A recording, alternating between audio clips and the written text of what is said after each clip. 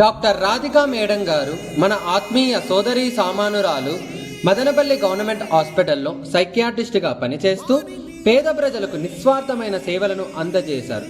ఆమె దయ, కరుణ మరియు వైద్య నైపుణ్యం అనేక మంది జీవితాలలో ప్రాణం పోసాయి.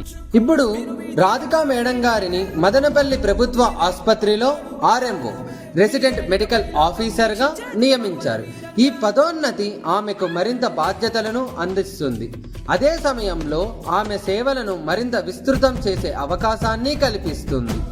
రాధికా మ్యామ్, మీలాంటి సహృదయం కలిగిన వాళ్ళు ఇలాంటి పదోన్నతి పొందడం మన మదనపల్లి చేసుకున్న అదృష్టం. మా చైతన్య సర్వీస్ సొసైటీ నుంచి రాధికా మేడం గారికి హృదయపూర్వక శుభాకాంక్షలు.